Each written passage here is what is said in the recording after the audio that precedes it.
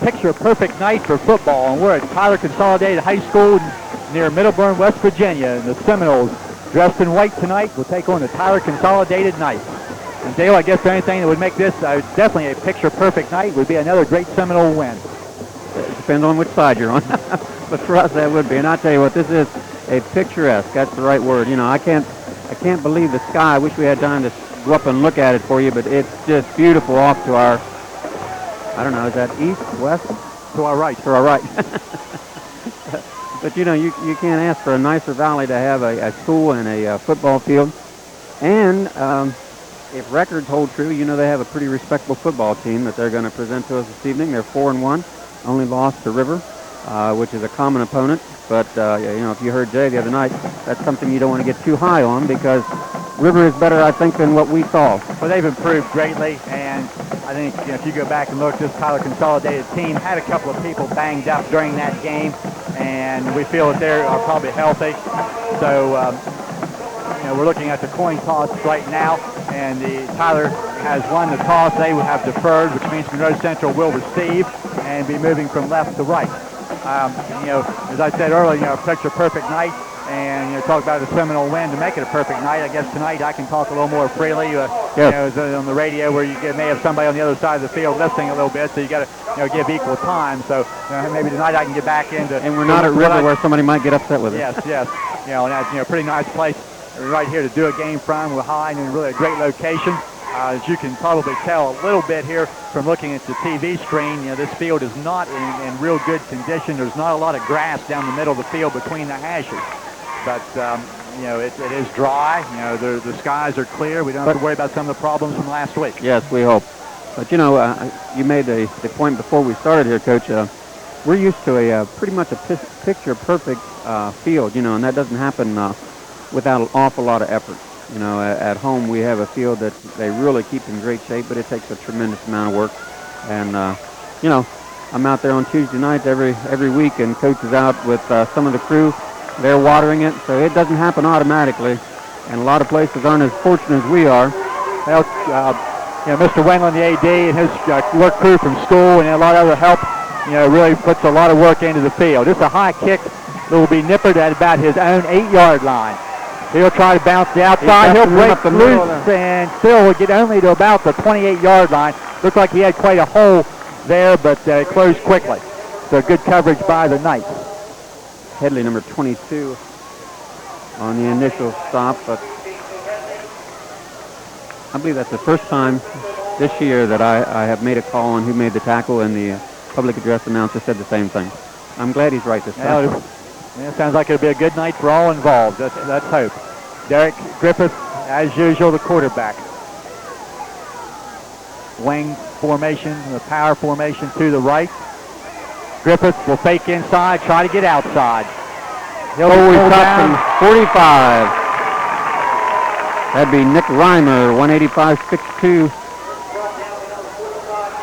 And Reimer will be a name I think we'll hear quite a bit on the offensive side of the ball, along with number 43, Tim Richmond, a couple of very tall receivers. And this Tyler Consolidated team, when they go on offense, will like to throw the ball. So it's up to Monroe Central to keep going with their ground game, averaging about 270 yards a game to possess that ball. Pickup of about 3 by Griffith. That was an example. It looked like Griff had some room, and it vanished quickly. Option. He'll keep. He'll be pulled down to the shirt tail once again. Number 84 on the stop there, Daniel Furby, 215, 6'4". He's a senior. And once again, that's another name of the tight end on offense that we probably will call quite a bit. So a pickup of a couple, make it 3rd and 5. We can already see that, you know, maybe Coach Lacoste trying to go with the option attack and get Griffith a little more involved in the early going this week. Fort Fry really did a good job taking that option and keeper away. 3rd and 5. Matt Cole will split wide right. Griffith down the line on the option again. He'll want to cut up, run into some problems, and be dropped for a loss. Furby again, number 84. So for one of the few times this year, the Monroe Central Seminoles will go 1-2-3 kick. This will bring up 4th down, and we didn't see anything of Heath Wells from a punting standpoint last week and early in the game. Heath Wells will kick the ball away. The long snapper is Matt Cole. Griff will lose about a yard on that play. Just at the 10-minute mark here in the first quarter. 3 and out. Single deep back for Tyler. They'll put some pressure on. Wells gets it away. It's a short kick. It's going to be fair caught at the 40-yard line.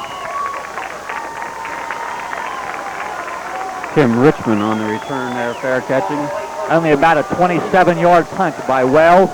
Had pretty good pressure coming after him and might have affected the kick trajectory slightly. Number 2, their quarterback, coming into the huddle.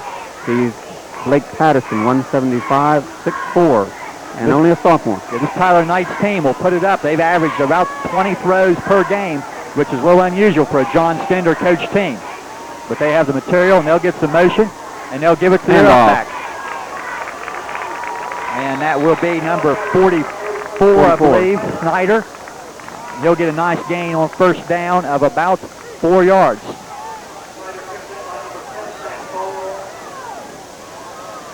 And once again, Matt Cole in on the tackle, and he was in on a lot of plays last week. And you really don't like one of your secondary guys needing to come up and get in on 12 to 15 tackles a game. Again, they'll send wide receivers right and left. Backs in the eye on second down and 6. They'll pitch to number 5, Rocchio. And he's caught at the line, but he'll go forward for 2 yards, possibly 3. Adam Jones makes the play. Josh Rocco, 160 pounds, 5'9". He's a junior. He's not very big, but he does some pretty big numbers. Third down and about 3.5, we'll call it. So, we talked about Tyler wanting to throw the ball, and 2 plays, we have not seen that as of yet. And there's a good chance we may, as they have 2 receivers, Reimer and Richmond, both real tall kids, wide left. And they'll give it to back again. He's stopped. That is Rocchio, and he's got Beardmore and Farnsworth on him. He'll get only a couple of yards. And Tyler consolidated 1, 2, 3, and forced the punt. 4th and 2, midpoint of the field, ball just shy of the 50-yard line. I think your up people need to be aware of the potential for a fake at this point on the field. Reimer. Brown and Nippert deep. He'll kick it away, and to the right side where Brown will take it on the 20. Get up the sideline. He's got a block. He's got 2 blocks. 35, driven out of bounds just past the 35. Justin Pancake, I guess, number 69 on the stop. What a football name for a lineman. Justin Pancake. But Brown able to get back to the 37-yard line, a return of about 17 yards. So again, nice job. Pancake. Nice job over there by Brownie to get the ball upfield, and decent field position now in the second Seminole possession. 7 minutes, 50 seconds remaining, first period. Up back is Rattle. Big game. Still on his feet. First down, plus 5, 6, 8 possibly. He's going to be 45-yard line, 46-yard line. Bo Weddle. 17-yard carry for your fullback, and that's excellent work. That play is not designed to go for a big gainer in there, your fullback. And you were just saying you were hoping Weddle, I believe 2 years ago, right, that Weddle had his injury on this field. So be a nice field to get a big game. Their first down of the night. We get motion. That's Nippert. We'll go on a dive play. Adam Jones. 2 or 3. Rocco looked like on the bottom of that. Josh Rocco, number 5. Give Adam a couple of yards on first down. 5 offensive plays for the Seminoles, and we have yet to see Nippert touch the ball. And Coach Acosta getting some other people involved. And I'm sure it's not too far down the road that we'll see number 88. He is winged again to the left. This is Jones on the outside. Got a nice block, game. first down plus. He's going to have 10, 11 yards. 71 tripped him up, Ricky Tata. And it was kind of a big game favor. Ball now at the 33-yard line. So that's 30 yards and 3 carries combined by Weddle and Jones. A second first down of the drive. Seminoles now in business. Clock running 6:20. First period. A mix up in the backfield. Jones will fall forward for a couple. Someone zigged when they should have zagged. Let's make that Adam Farnsworth. Looked like an illegal pick.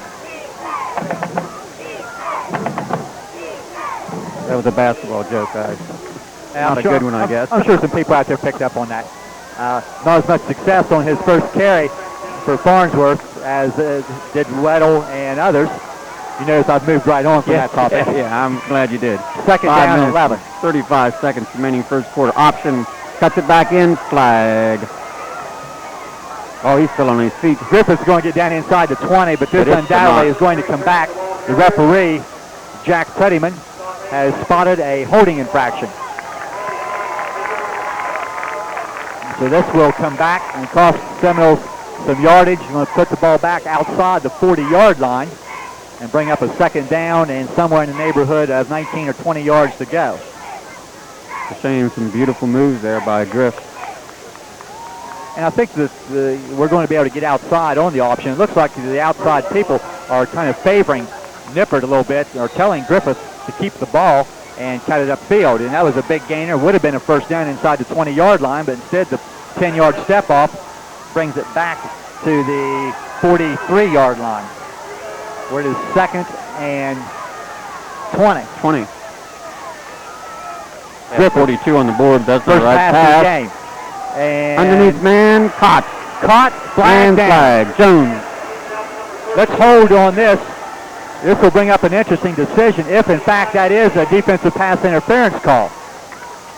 Because the reception by Jones is a yard short of the first down. It would be 3rd and 1. Pass interference is a 15-yard step off, if that is the call. And the officials will look at it. And if you bring it back to the line of scrimmage and step off 15 yards, the gain for the play was near, I'd call it 18 yards. So Matt Cole, captain, talking with the official. It is defensive pass interference. So they'll bring that back and step off 15 yards against the Knights. And that may be an automatic first down. We'll wait for the signal. I believe it is. And it is an automatic first down. So that's the reason. I was going to say, why would, That's the reason. That is, otherwise, or 1st and 10. Otherwise, you probably would have taken the play and went 3rd and 1. But now first down ball at the 28-yard line. So, we did not have our first passing attempt of the game statistically. And a great catch by Adam on that one. Excellent effort.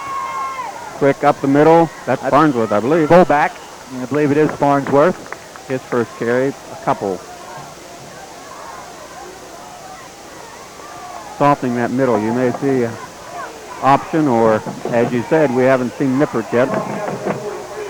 Had a couple nice blocks on the outside a couple plays ago. We'll see with 4 minutes, 20 seconds. No score this first quarter. We continue to have Bo Weddle and Adam Farnsworth running the plays in at the fullback position. Wishbone look. Cole is the wide out. Here is Nippert.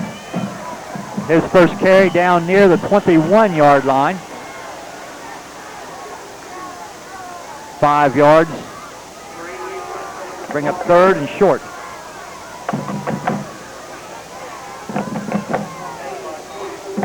That offensive line, you just can't say enough about the job they've done this year. Jeremy Beardmore, Brad Demmerling, Dan Harris, Ty Griffith, Keith Wells, also tight end Preston Kilburn. We're going to get a stoppage of play, an official timeout here. It looks like he's going to force Beardmore out of the game for an equipment problem. That's going to require some moving around. Number 55, Fred Doherty, will now get into the game. This always is a concern when you have a different center on 3rd and 3. Looks like Doherty will go at the guard position.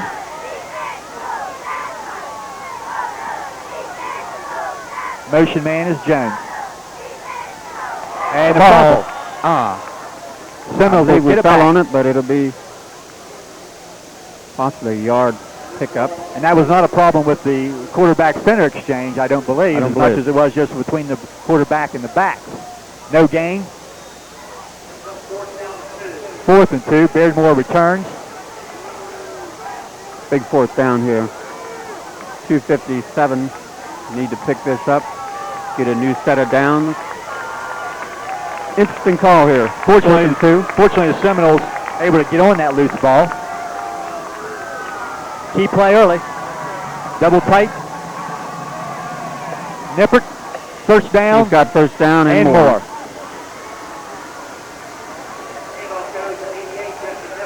He's near the 17-yard line. Close to 4-yard pickup. And nice drive. It started back at the 37-yard line. It's taken up a lot of time. 4 first downs on the drive thus far. Ball resting at the 17-yard line. Nippert to the left side. Cuts back and very little there. Only a couple yards. They'll mark him near the 15-yard line.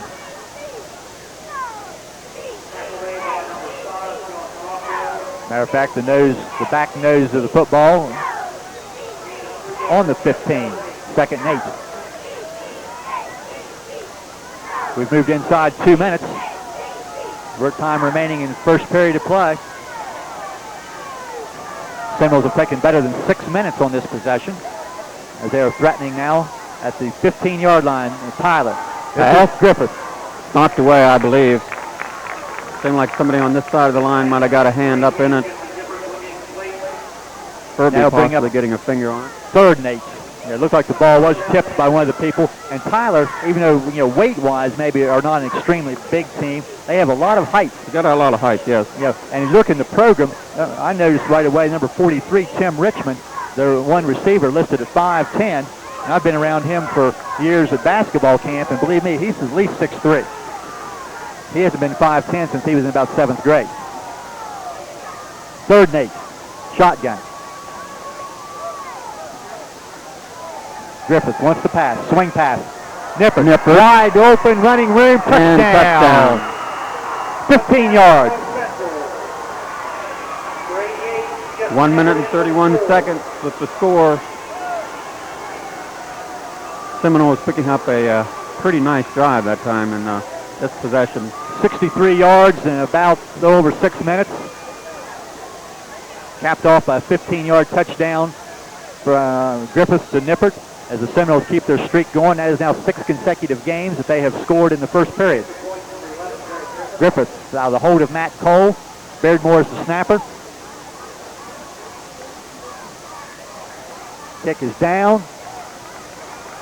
Didn't clear by a lot, but it cleared by enough. Yeah, it wasn't real pretty, but it's there, 7-0. 1 minute, 31 seconds remaining. First quarter, Seminoles score first and lead 7-0.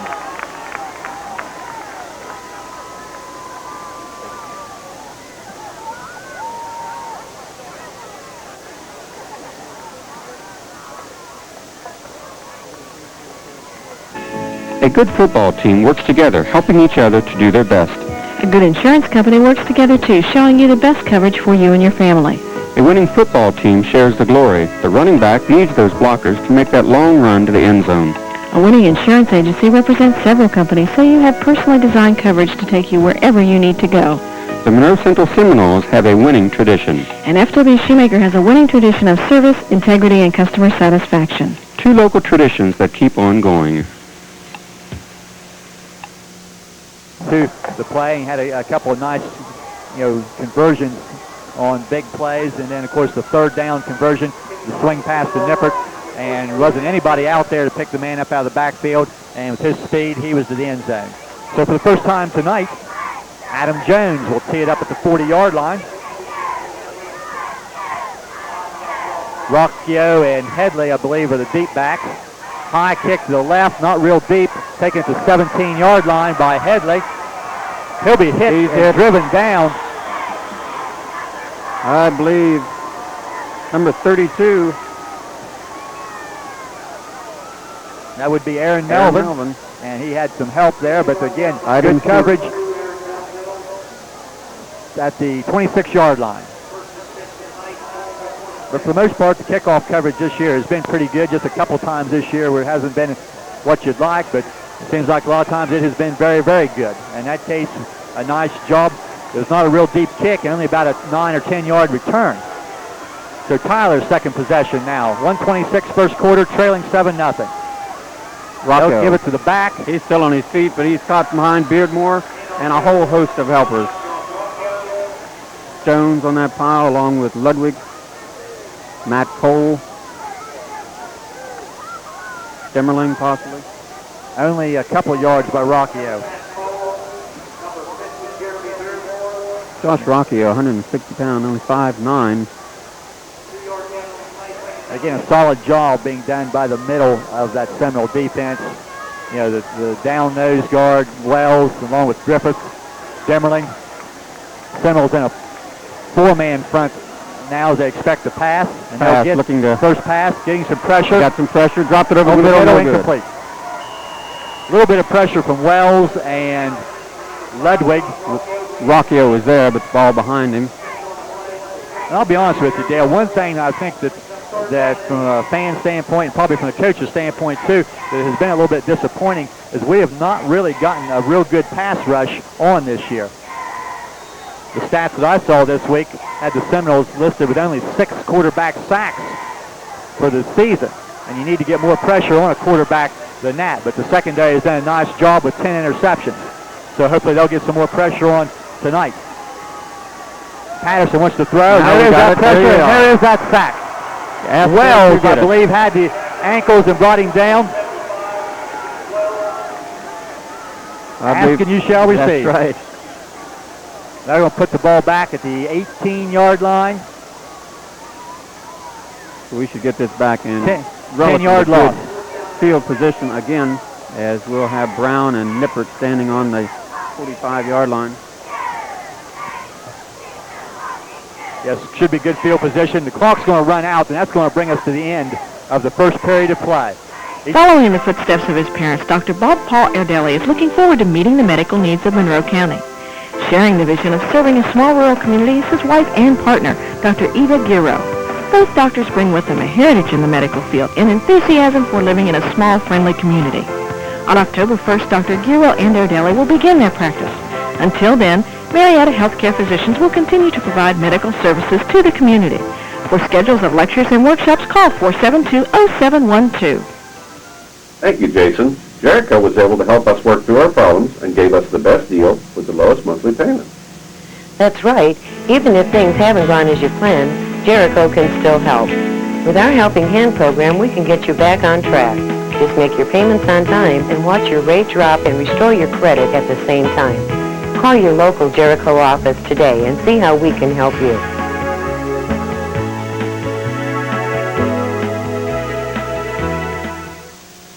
Our job here at Swiss Hills Career Center is to provide students with the basic ability to go out and be successful, to go out and gain employment security. We can no longer have secure jobs. Jobs don't last very long. But we can teach students the skills that they need in order to have employment security for the rest of their lives. So our students are really here to focus on their long-term goals and to equip themselves to achieve those goals. There you see the story after one period of play. Seminole defense has forced another kick.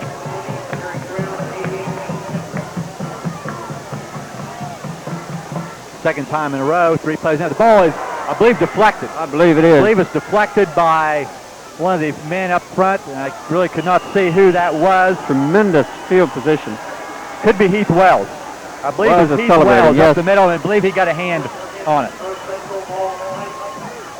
But if celebrating means anything, I believe he might be the man. A couple times tonight, Heath Wells has got some penetration and with a sack and now a deflected punt. So great field position by Monroe Central. The ball at the 37-yard line in Tyler territory. Power formation to the right. Fullback on a little counter. Short gain. That is Weddle. He'll get a yard.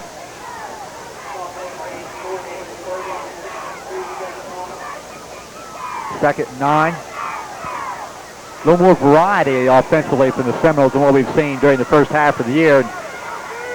And as the year goes, you know, I'm sure the old playbook has lots of things in there that have not been shown yet. Yes.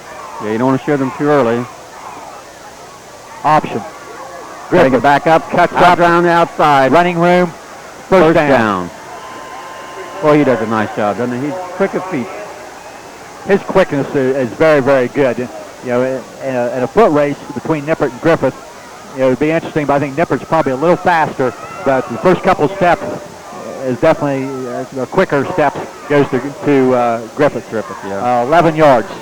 But they both have such great feet and cutting ability. You know, we showed last week Nippert with a couple moves inside, just amazing. Slot left from the 26-yard line. Up the middle, Farnsworth. Again, the quick trap up the middle, which has been a good play for Adam Farnsworth many times during the year. And he's going to get about 4 yards.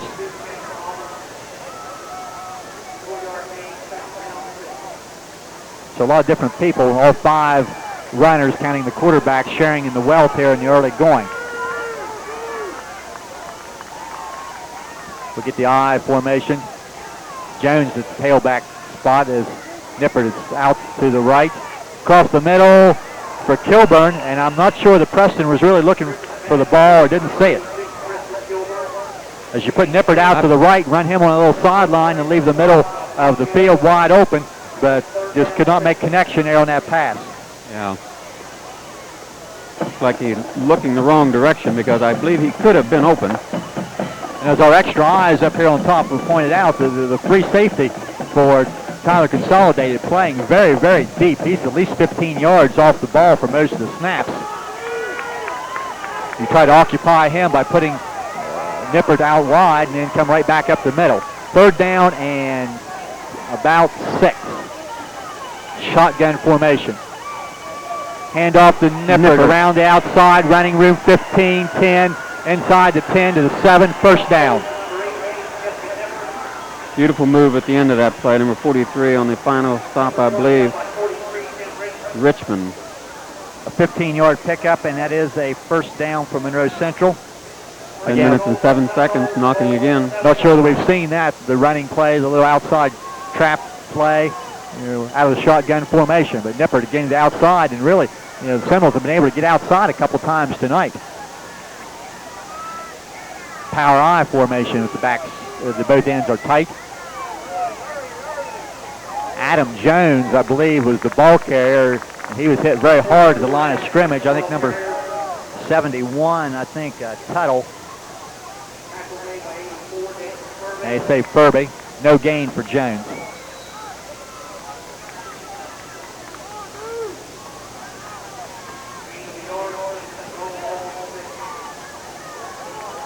Second down goal. Seminoles looking to score for the second time tonight. Motion man is Adam Jones. Toss the weak side. Spinning to the corner. This is Nippert, and that defensive man is going to lose that foot race every day of the week. Jesse Nippert. Great acceleration, 9:03. Got the ball in good field position. Couple nice plays, touchdown. After what appeared to be a deflected punt by Wells, a nice short drive, and Nippert to the end zone for the second time tonight. We'll call that a 7-yard run. Griffith once again. Interesting facts that I'll bring up after this extra point attempt.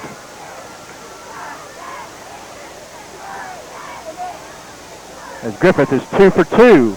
As that is that good. one looked much better. That was a nice shot. 9:03, 14-0. But Going into tonight's game, the Seminoles have scored 21 touchdowns this year and had converted the point after only 11 times, and that's not a real good percentage. No, but they are 2 for 2 tonight. And I'm sure that is an area that Coach is somewhat concerned about as the season continues. He is concerned with that, and they have worked on that. And 2 for 2 for Griff tonight, and at 9:03 remaining, 14-0.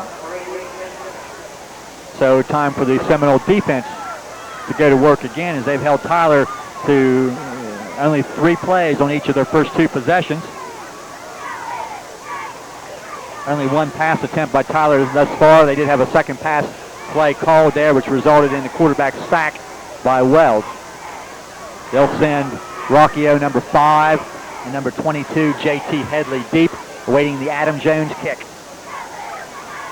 But as usual, it's sure nice when you can get ahead in a game where you know that, if you play poorly, you're playing a good team and you could be in trouble. And the Seminoles once again have come out and done a very, very nice job. 1 penalty, 1 bobble, which they were able to recover on a drive before this one. But the defense has set them up in very good field position. And 14-0. Monroe Central. Jones's kick, not real deep. Headley at the 17, coming up the middle. He's going to get some running room. He's still on his feet. Coverage not real good on this initial time. Dan Harris makes the play, but after real good coverage on the first kickoff, seems like when teams try to come to the outside, we get pretty decent coverage, but the teams have had success returning the ball against us have been able to come up the middle. And this is an area that needs to be shoring up a little bit before the last few weeks. But Tyler in their best field position now at their own 49-yard line. And you don't want Tyler to come downfield. They'll send a receiver in Richmond left and Reimer to the right. They will look to the right. And this is a big tight end, Furby, incomplete. He had it, and as it went down, he just was not able to maintain possession. 84 Furby is 6'4", 215 pounds, and he was open. I'd really be surprised here if the Knights don't try to attack the outside a little bit, because we'll get a stoppage of play and equipment problem in the Tyler huddle. But the 2 wideouts for the Knights are one of them is 6'4", the other one is about 6'2", and they will have a height advantage against our corners in Eric Brown and Derek Griffith. But both have proven to be pretty good cover guys. So if the ball is not thrown just perfectly, I look for them to be able to make that play, especially if they can get some help from their defensive front with a good rush. 2nd down and 10. They'll look to throw again. There's that deep drop, and there's the height advantage right there. Just kind of a Richmond against Griffith, and Richmond just able to go up and make the play at the 28-yard line, a 23-yard gain. That is Tyler's first down of the night. And they're in pretty good field position now at the Monroe Central 28-yard line. Coming at the 8:40 mark. A 23-yard pickup. But again, there's an example of what you can do if the ball is thrown where it needs to be when you have a height advantage for your receivers. They'll go to the fullback. 44 is Snyder. He'll get 3 yards.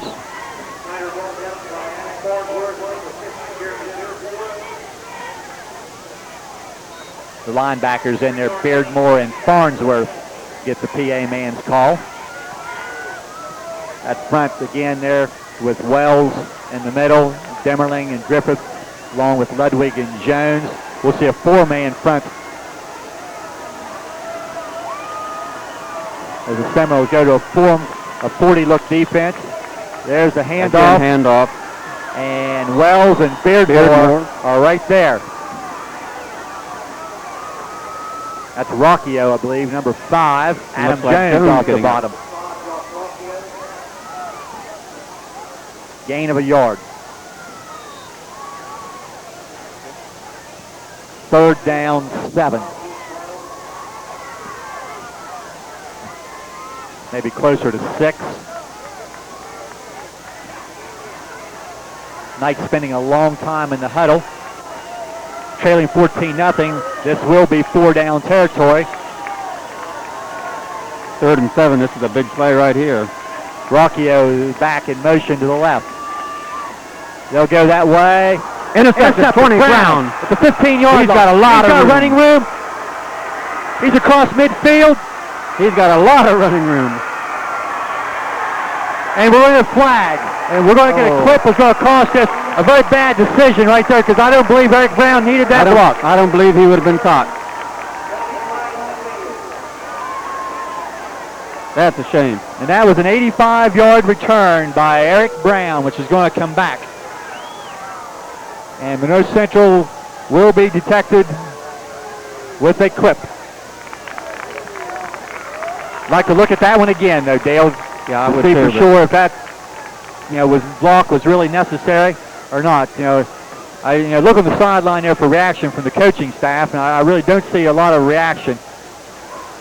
And believe me, if they felt it was a bad call, I think there would be a reaction. They'd be out there. But that is a turnover. Eric Brown with his second interception of the year. And still going to be very good field position for Monroe Central as they'll put the ball down at the 38-yard line in Tyler territory. So as Jesse said, this makes the 11th interception? Interception number 11. And probably not the last opportunity at an interception tonight. No, I'd say not. Quick handoff. There's Farnsworth on his feet. He gets a lot. He may have a first down. I believe, yes.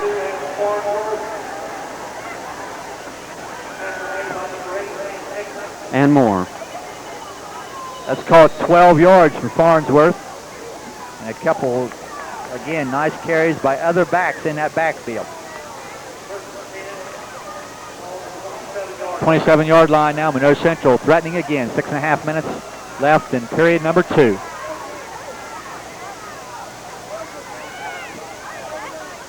Second back is Dipper to the outside, running room, 15, 10, 5, forget it, touchdown. Jesse Nippert, 27 yards. Sometimes he makes it look almost too easy. The burst of speed, there were two guys that had a shot at him, angles, and he just blew by. 6:22. My first thought, Dale, is the way Tyler's lining up. Once we bounce the outside, there's not a black shirt out there. It's almost like they're not playing with 11 people. 27 yards.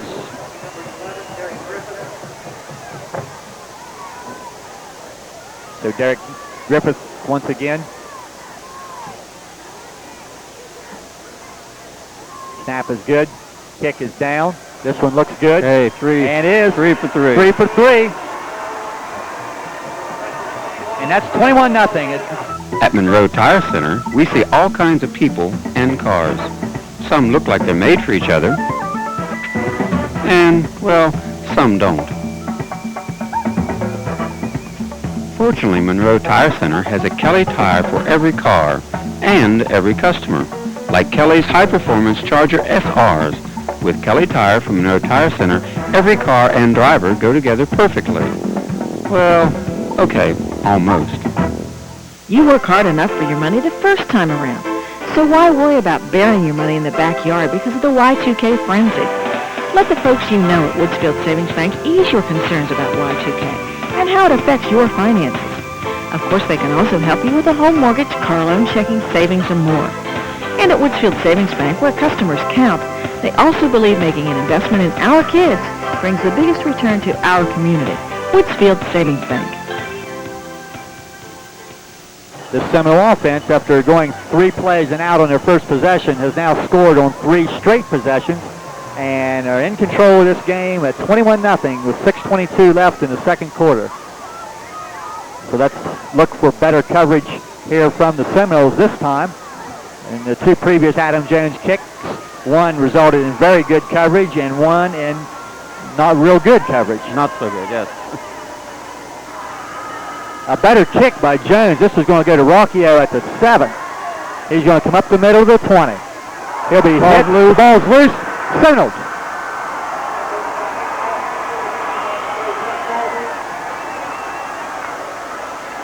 Wow. Aaron Melvin made contact, which I believe caused that fumble, and I'm not real sure Matt Cole, they say on the PA on the recovery. But Monroe Central gets their second turnover of the night. The Tyler interception and now the fumble. And it's going to put the Seminole offense right back on the field in great field position at the 27-yard line. And just seconds ago, this is where we saw Nippert sprint to the outside to the end zone. Griffith going deep. It's a little underthrown, but Matt Cole makes a great reception. Matt Cole. The ball was underthrown. Matt Cole comes back, takes the ball away from the defensive back, and we've seen it before after the turnover.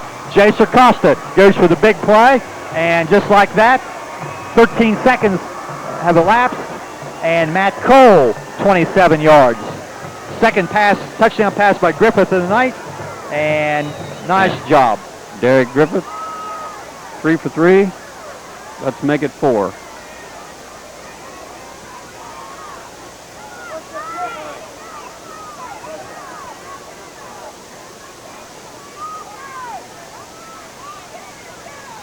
This looks good. That's it. And it is good. Griffith with 2 pass completions tonight, both for touchdowns. So it's 6:09 remaining in the first half. Seminoles 28, Tyler Knights nothing.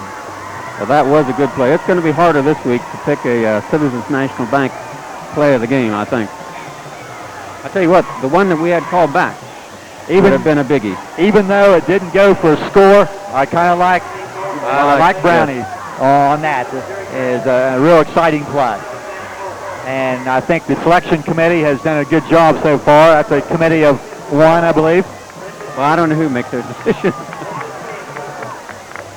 Do a little conversation around school a lot of times at the end of the week there, and, asking if I watched the show on Thursday night and what was the play of the week. So, there is some interest among some of the players in that, and this comes from a couple of the players that do live out of town that are not able to see the show.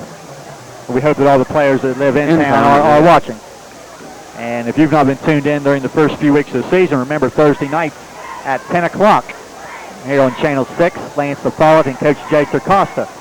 They'll have highlights of this game, and there have been plenty of them in the early going. They'll talk to a couple of players and talk about next week's opponent. Jones's kick, again, not bad to the 10-yard line. And Headley, here's the 20, tries to get to the outside, and he'll be buried by a lot of white shirts. A lot of white shirts. I see Rose and Farnsworth, along with Kilburn. So it's a 29-yard line. Tyler will take over. The Knights with just 1 first down thus far. Also, I believe just one of 3. Make that 1 of 4 passing with the 1 interception. And down 28-0. Yeah, I'd look for it to go up. They'll send a motion man to give him 3 receivers to the left. They'll throw to Reimer. And he'll be dropped. Matt Cole. Matt Cole will drop Reimer for a loss of and he's 6 still yards. down. Max and Dixie have been listening. You asked for fine food 7 days a week, so now you can enjoy Sunday dinner at Maxwell's Restaurant. Enjoy daily specials Monday through Friday and rotisserie chicken and ribs on the weekends. Try their homemade loaves of bread with honey butter, homemade honey Dijon dressing, and homemade pies for dessert. And don't forget to ask about our special events in the lounge. If you haven't experienced Maxwell's new atmosphere and fabulous food in the restaurant and lounge, what are you waiting for? They're now open 7 days a week to serve you.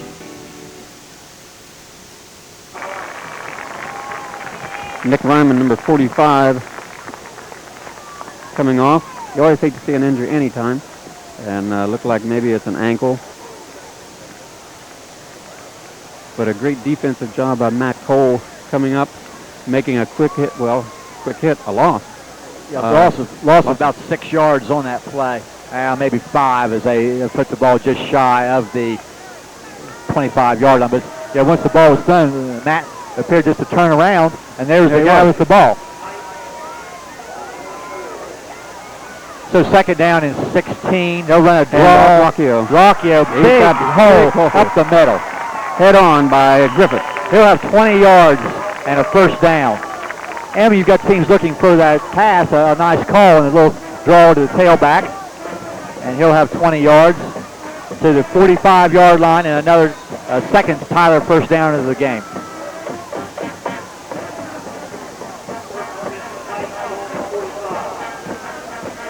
Definitely the biggest gain of the night for Tyler, or take that back, 21-yard rush, second biggest play. They had a 23-yard pass play. Was that their third first down? Second first down. First down. Patterson will throw. He's going downfield, and Intercepted. that's an interception. Ball was intended for Furby, their tight end. It was underthrown. I believe that's Adam Farnsworth. Yes, it is. That is Adam Farnsworth with the interception. The second interception and the 12th of the year. So the Seminoles offense in business again. Well, we'll see. Jesse predicted that they might get their 14 is it they need tonight. So another half. Maybe they'll be eating steaks by the weekend. Needed 4 going into the night, 2 already. Brown earlier. Brown returned his 85 yards for a touchdown, but was called back because of a penalty. And that was Adam Farnsworth, his first interception of the year. Jones will go in motion, and we'll get movement. We've got motion everywhere. And we're going to get the second penalty of the night on Monroe Central, and that will be a legal procedure. And that's going to move things back.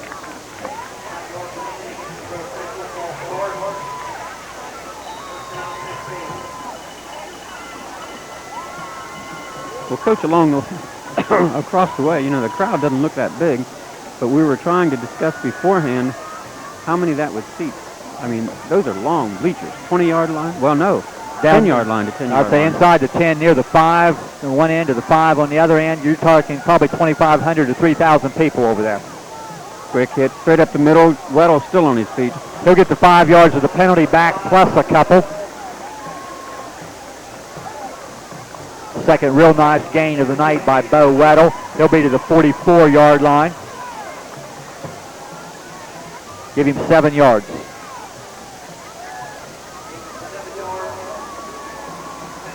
So second and 8. You know, and after a penalty, you like to be able to get that yardage back. Now you're in a workable situation. Now it's second and 8. 4:40 remaining in the half. A 4-4 defense by Tyler. Nippert on the dive. Nippert hit Nothing. immediately. As a matter of fact, he'll lose a yard. 72 on the stop. That's Randy Tuttle. 220 pounds, 6'2", a junior. They'll bring that back to 3rd and 9.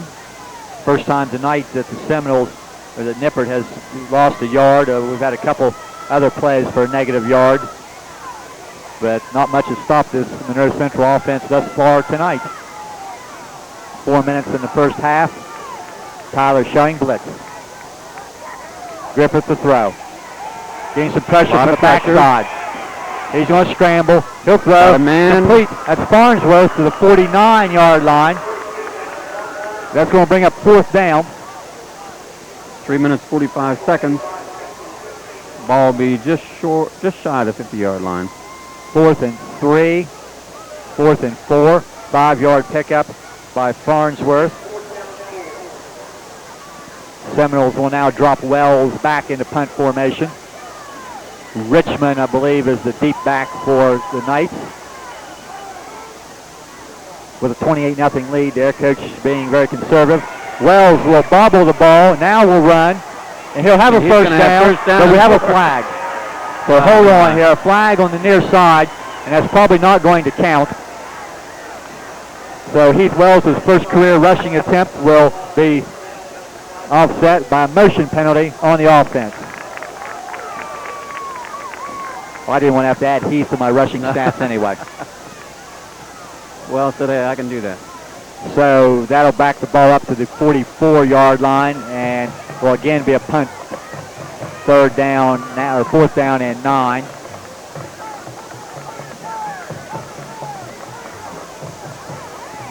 He said this works so well, he may bobble this one again. Let's see if he can do it again. I'm for you, Heath. I think you can do it. I think it would be in Heath's better judgment to kick the ball away. He has to get a practice. We're going to get a timeout by Tyler. They have 11 men on the field, but they're going to stop the play. And 3:09 left in the first half. We're going to get a Tyler timeout. 28-0 Monroe Central. Woodsfield Marathon sells pure gasoline, diesel fuel, and kerosene, and they're pure Seminole fans. Join these Woodsfield Marathon fans in their dining room for a fabulous lunch, supper, or snack. Try some hot pizza, delicious Caesar sandwiches, salads, or cheese sticks. Then top it off with Kirk's homemade ice cream. The Hoffs invite you to follow the Seminoles throughout the football season. And follow the Noles to the marathon, because these Seminole seniors know Hoffs have the best food in town. You're not going to see any more of him tonight. Not 28-0, I doubt it.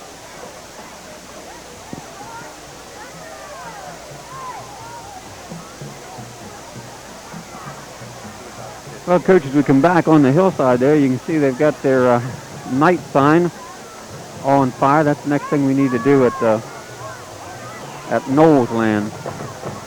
Maybe we can do that with flaming torches. Yes. Wells again in punt formation. Tyler had 12 men on the field, which caused them to call timeout. Wells gets this kick away. It's going to hit and roll. Richmond will pick it up at the 16-yard line. Matt Cole, trying to get the outside. Farnsworth, and others.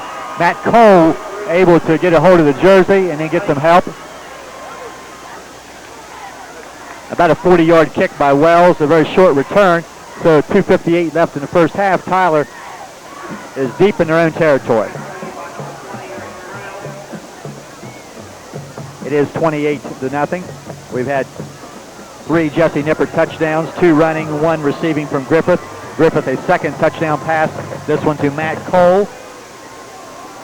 It was 7-0 at the quarter, and it's now 28-0. They'll give to Rocchio. Rocchio. He'll fumble the football. And it's Seminoles have it. right on the bottom of the pile. Who picked this one up? Adam Jones. Well, when things go wrong, 28-0, and Rocchio, who's had, now is he just coming off an injury? Is he the? I believe he maybe. was one of the players that was injured early in the season. Maybe was injured a little bit during the River game or earlier in the season. So he's maybe a little bit rusty and that. But the fourth turnover by Tyler in the first half, 2 fumbles. And the Noles are in great position, 2:53. Ball on the 21-yard line. And after another turnover, we'll see if Coach goes for some more points here. Farnsworth. Close to 5-yard pickup. And this once again appears there will be a night that a lot of younger kids, JV kids, will play. Farnsworth throws the ball carrier. We'll get a stoppage of play.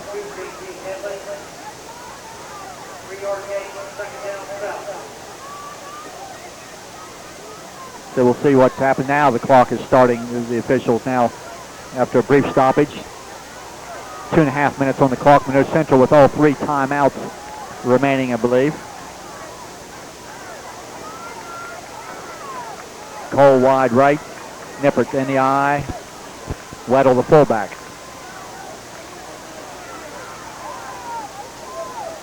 Jones in motion, reverses motion. Nippert, no gain and loss. He's going to lose a couple of yards. 84 Furby. Stop.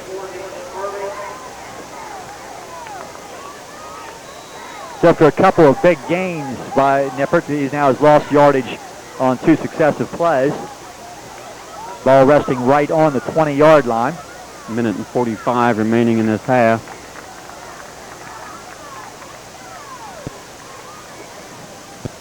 Monroe Central in no hurry as they come up to the line.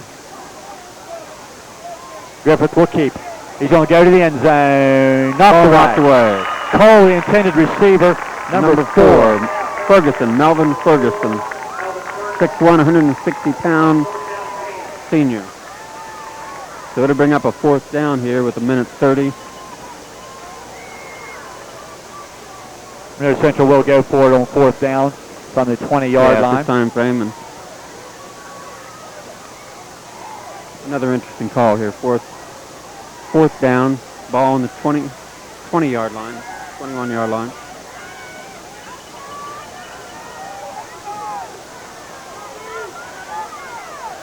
Fourth and 10. Right side. Jesse Nippert into the end zone. Guess what? Touchdown. Great. It was easy. My Great speed by Nippert. He's the end zone again. Another nice move as he looked like he was going to be stopped right at the first down marker, but he is quick. 1:23, 34-0, and we'll try 5. Griffith is 4 for 4. But nice move to the outside by Nippert, giving him a nice night thus far, and what very well could be his last carry of the night.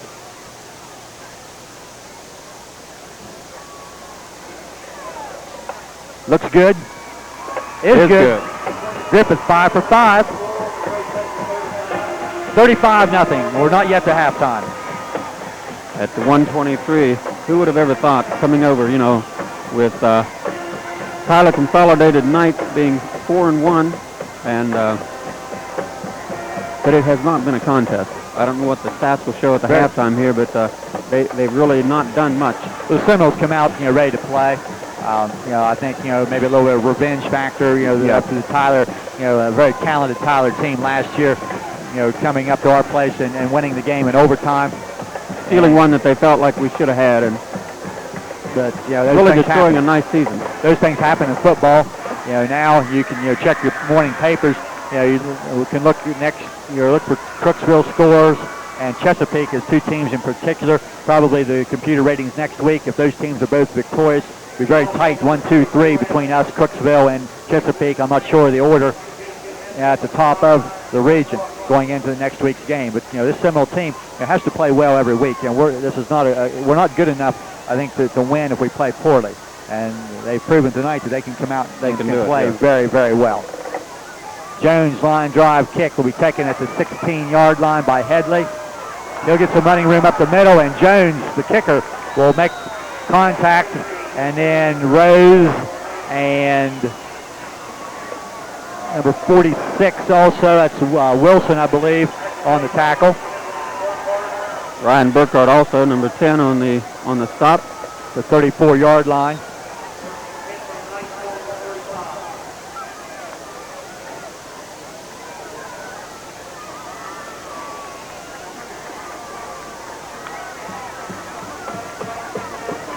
.118 left. Patterson goes to Rocchio on a delay. He's got some running room down the middle of the field, midfield. Tries to get outside where Griffith will get a hand on him, and Cole will help. Cole finish it off. 1 minute, 10 seconds. 21-yard pickup by Rocchio for a first down.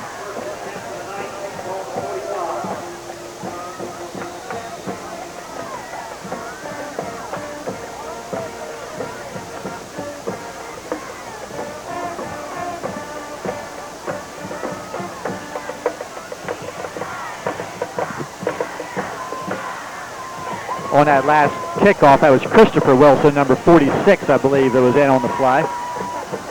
There's a pass to Richmond. Breaks away from Griffith. Be brought down by Nippert. Short gain. Clock running inside 40 seconds. Timeout to Tyler. Put the ball at the 36-yard line. Gain of 9 to Richmond. Tyler, this has been a dangerous spot for the defense thus far this year. Have surrendered 2 touchdowns on the year, both of them on last second plays at the end of the first half. 6.6 seconds the last time. So I'm sure Tyler would like to get something before they go into the dressing room at halftime. 35-0. Matter of fact, we were talking about that before the game started here on top, about the fact that both touchdowns have come in that situation. Magnolia and Fort Fry on pass plays just before the end of the first half. So if we can avoid that late second quarter, our defense would be perfect. Yeah. But you can't. I don't think we're going to ask for that. I like the idea of 2 touchdowns surrendered in 5 games. If we can give up only 2 in the last 5, I like our chances. Yeah, I like our chances a lot. Well, we'll see what comes up here. 35 seconds. Coach Acosta tells Coach Singleton every week, if you shut him out, I think we can win. Put together something. But we'll get one somewhere. Tonight, the Seminoles have gotten 5 of them when we were in the first half. 35 seconds left. Patterson wants to throw. Hit hard. That's Beardmore. And an incomplete pass, and the quarterback Patterson getting up very slowly. slow getting up. underthrown pass, 32 seconds.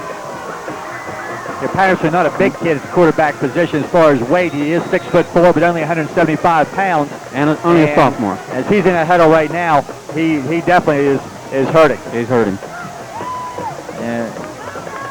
But now third down and a yard. A good play call by Tyler on that short yardage to try to maybe go for the big play. Now they may run the play here and get their first down and then try to go to the end zone. We'll see. 32 seconds left. They're going to throw. He's going to throw again. He's going deep. Incomplete. Intended Number one, receiver Dillman. Dillman. Looks like he turned around there. Dillman. Brown was on coverage. Doug Dillman, 6'1", who just came in with that play. And it looked like he might have had it in his hand, just couldn't keep hold of it. Fourth down. So now on 4th and 1. 27 seconds. Not much time off the clock here. Again, they'll send receivers to the right and left. This is Richmond to the near right side, bottom of your screen. Ferguson to the far side. They'll run Rockio and get the first down. First down. That'll stop the clock with 23 seconds left. Tyler still has one timeout left. The ball at the 32-yard line. 4 yards for Rockio. Yeah, and they are going to call it here. They will send that last timeout. Now, if you see their number 2 coming to the huddle here on the near side, holding himself, he took quite a hit. And with 23 seconds, kind of a message delivered. Well, you know what Coach Sarkossa is going to do to us the second half on our stat sheets, Dale. He's going to run that 15, 16 ball carriers at us again as he's done at other times this year. Almost everybody that has a back's number on over there will get a carry. And maybe someone who doesn't, like number 75. The last home reserve game against Caldwell, Coach Sherman kind of put an idea into Heath's mind as he put Jeremy Kinney in the backfield as a blocking back. Heath saw that, and then Coach Sherman gave Jeremy the ball once. Heath kind of liked that, so that was his attempt right there, and maybe his first and only attempt. But it's nice to see that he can pick it up a bad snap and run upfield and get some yardage. And he did have the first down, if not for the penalty. So we kind of laugh about it, but it was a nice play by Heath. Right, it was a very thoughty play. And it would take him quite a hit to knock him out of there. Once he got up ahead of steam. Very tough football player. 1st and 10 for Tyler. Patterson wants to throw. He's got some pressure again. He's going to be intercepted. I believe it was Dimmerling had some pressure on. That is Griffith. Griffith, yes.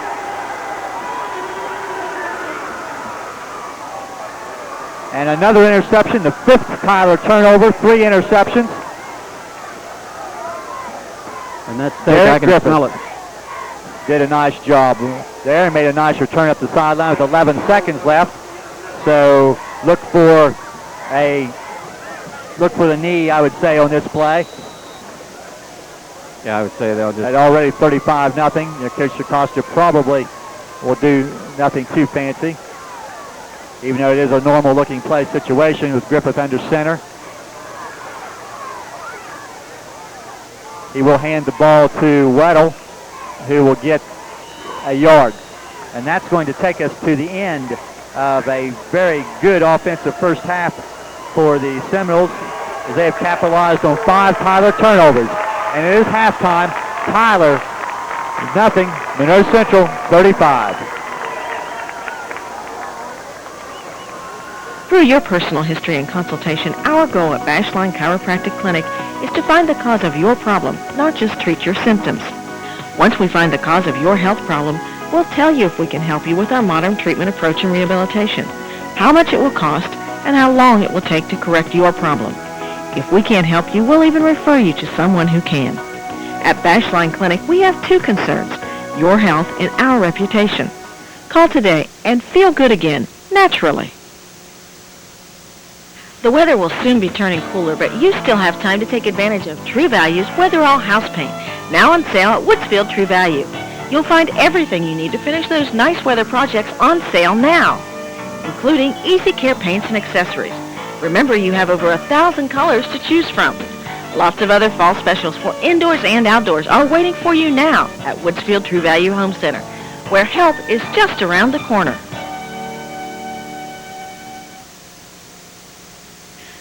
At Respects Food Mart, we're proud of all we do. From our humble beginnings in Woodsfield in 1926, we've grown to 6 stores throughout the Ohio Valley. We strive to combine that small-town friendliness with the buying power of the chain store to give you, our friends and customers, the best of both worlds. And we take pride in our community, its people, and their accomplishments. We're happy to support all of our Monroe County schools. We're proud of all we do at Respects, and Seminoles, we're proud of you.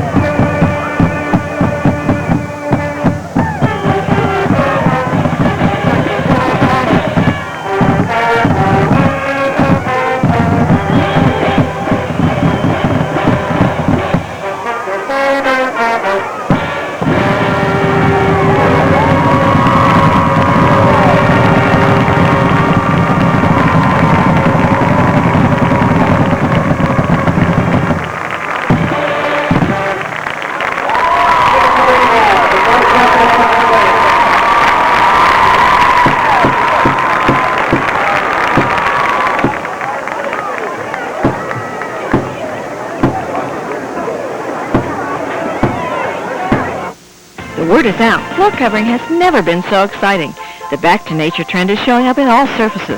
Vinyl that looks like natural materials, ceramic tile in all shades, carpet colors that are warm and soothing. In whatever style you choose, cut pile or the increasingly popular Berber. Especially exciting is the Wilson Art laminate flooring.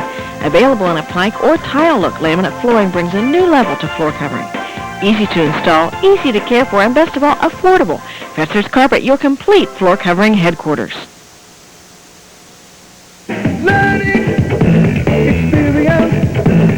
Make the break, one student at a time. Help to build a better you. Now it's up to you. Come to all you need, but all you need. It's a place to be. All you need. You have so many commitments in your life and so many decisions to make about your future and theirs, like buying a house, saving for college, making investments, or planning for retirement. At Ormet Credit Union, we're committed to knowing current trends in finance and committed to sharing these methods with our members to help you make better financial decisions. So whether you're college-bound, raising children, or planning for retirement, let Ormet Credit Union help you find financial success, because our commitment is you. These days, it seems like everyone is looking for a bargain. You can spend a lot of time shopping for high quality and low prices, even for gasoline. Redhead in Woodsfield has 100% pure gasoline at low prices. While you're there, save on car care products, including oil, fluids, additives, and more. Soft drinks are discounted every day at the Redhead. Stock up on your favorite pops and snacks. Even Fido gets a break with Champion dog food at big savings. So stop at the Redhead today and save.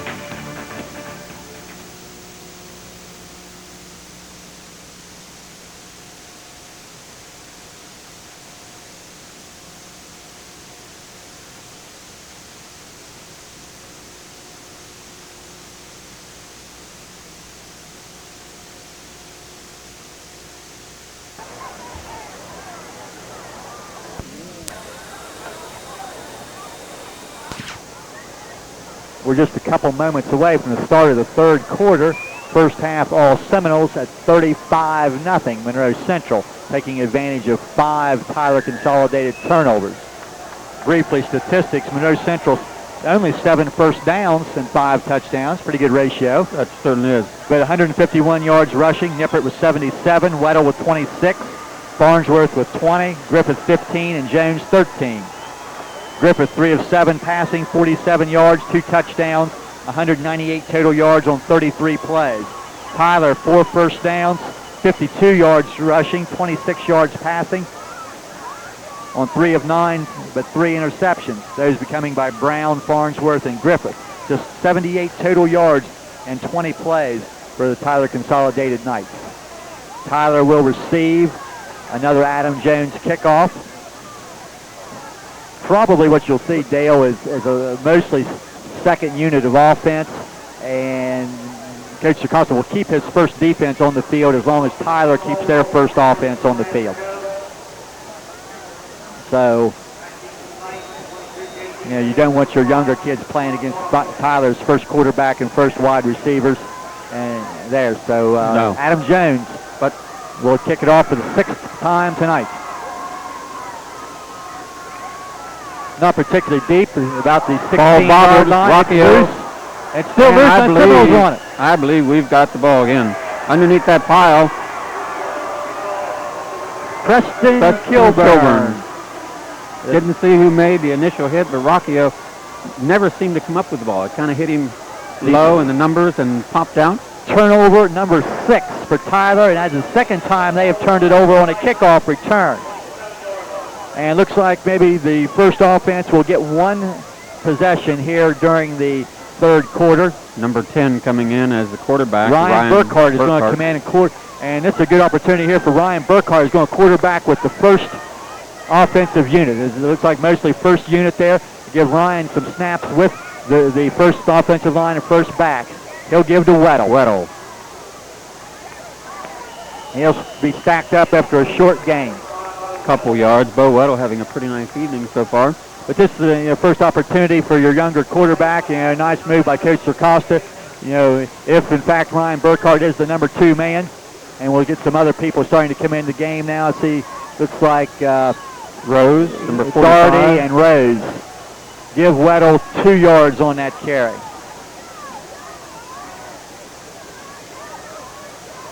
Weddle checking out now. Farnsworth coming in for him. But I'm sure we're going to see many different ball carriers as the night progresses, and an opportunity for, get those guys a chance. They didn't get a chance last week. Second back is Rose. He'll get maybe a yard. Third down and 7 as we'll give Dustin Rose a yard on his first carry. An opportunity there for a senior back in Dustin Rose to also run with that behind that first offensive line. And hopefully will be a little easier than it would be against the second offensive line in front of him. But again, we'll get another change in as Demmerling checks out. It's kind of one at a time here. Coach Acosta going to some different people along that front. Harris, 71, coming in. Dan Harris returning after being out for a play or two. Third down and 7. Ball at the 24-yard line. A big hit in the backfield. Farnsworth is dropped after a loss of a couple of yards. Randy Tuttle, 276, 6'2", 270 pounds. Fourth down, and 9 as we played 2 minutes of the third quarter. Again, Nippert and Demmerling and others returning. Michael Joris also entering the game now on 4th down. Again, some first line people. Joris will go under center and get his first snaps of the evening. They'll run the option. Pitch to Nippert. Nippert's got a block. And he'll be hit short of the first down. And the Seminoles, the first time since their initial possession of the night, will turn it over. This time on downs, Nippert did get 5 yards. It puts him over 80 yards now on the night by my count. Lance Hickman on the stop. 5'11", 155-pound. But Tyler will take over now at their own 21-yard line. They'll go the same way as their sophomore quarterback, Blake Patterson, will be under center. He was sacked once and suffered 3 interceptions in the first half. They have 2 receivers here to the right side. Hand off straight up the middle. Rocchio, he runs right into Beardmore and others. And everybody's down but Rocchio. He was stopped and then kind of bounced off of that, but the play was down. Several people in the middle of that pile, but Jeremy Beardmore appeared to have the first contact. Pickup of a yard. Rocchio had 55 yards rushing the first half. He had a couple of 21-yard gains, so he looks like a nice back. As you stated earlier, he had been a little bit banged up and maybe had missed a game or two. A couple of these players were a little bit banged up in that River game, but River's a much improved team. They'll give it to their up back. This is Snyder, their fullback. He'll get a couple of yards. He'll be to the 26-yard line. Griffith and Dimmerling on the initial hit. Looked like Jones at the bottom of the pile. Pickup of about 4 yards. Let's make it 3rd down and 5. And I noticed down on the sideline in front of us, one of the Tyler players, number 45, Reimer, who was injured in the first half, is kind of standing to the side there by himself. And I would say at 35-0, at 6th game of the season, he's not going to play any during the second half. Patterson wants to throw. He's got some pressure. He flips it for his fullback. Farnsworth comes up with the ball. I see no signal. It appears to be a completed pass, but it's going to be well short of the first down. 44 on the reception. Pickup of a yard.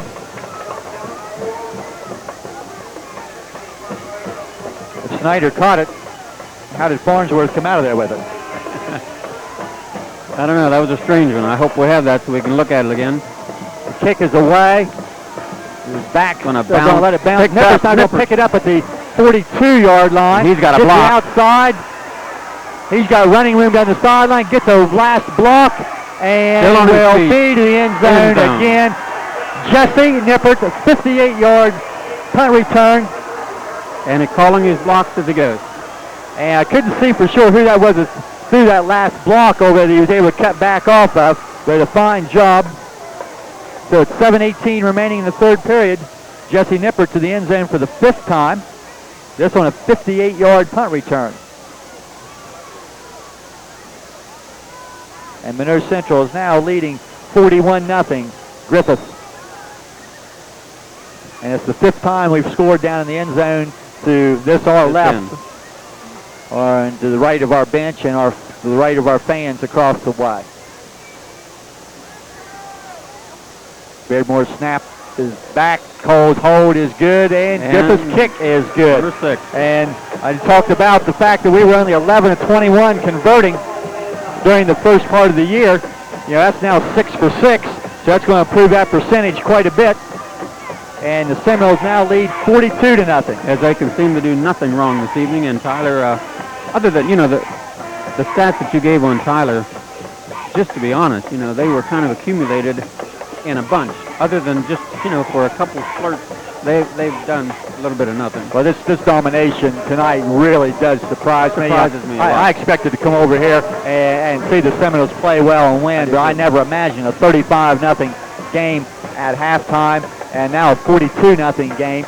And I'm sure what you'll see if the first defense stays on the field and the punt returns too, you'll see Coach Sarcosta order those deep backs so you'll let that ball roll or to fair catch it. That ball hit and it bounced right up to Jesse. He got to the outside and picked up some nice blocks. It'll be interesting to look on the film and see who threw a couple of those blocks. And that's a career high 5 touchdowns now for Jesse Nippert.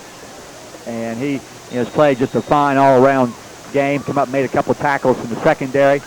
Now Adam Jones, and Adam's leg may be getting a little tired as he's going to kick it off again.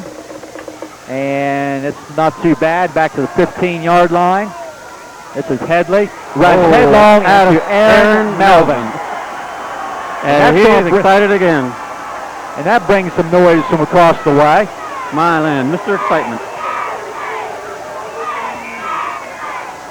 And as you stated earlier, Dale, when it's going good, it's going good. It's going good. You know, Tyler's turned it over 6 times tonight, and they've turned it over twice just on the basic kickoff return. So they held on to this one. They get to the 27-yard line. Again, first defense still on the field against the first Tyler offense. Quick out, Richmond. And there's nobody over here. He's going to run to the 40, the 50, before he's brought down by Griffith. And he lined up wide right, and there was no one here. I can hear Coach Sherman on the far sideline now. He's not too pleased with his secondary on that one. From the 27-yard line. 27-yard. Richmond gets 27 yards. That is another Tyler first down.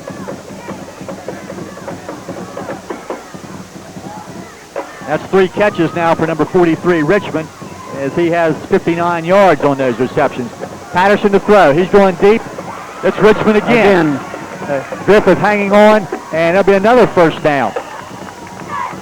And that's why you keep your first unit out there, even though they've been burned for a couple plays. 17 yards for Richmond on that play.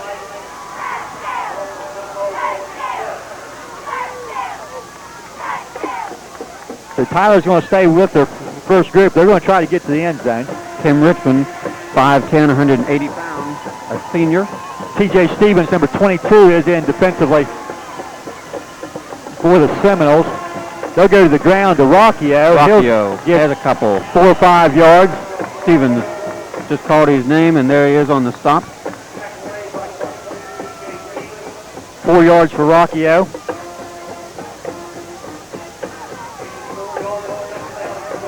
I now have this number 5, Josh Rocchio, for 60 yards on 10 carries. Clock continues to run as we're past the midway point in period number 3, 42-0 Monroe Central. We'll get motion, and we'll get Rocchio trying to bounce to the outside. He's going to be caught. Adam Jones had him for a moment, and he breaks loose, and he'll get a couple of yards. Beardmore. He's near the 21-yard line. 3rd down and 3.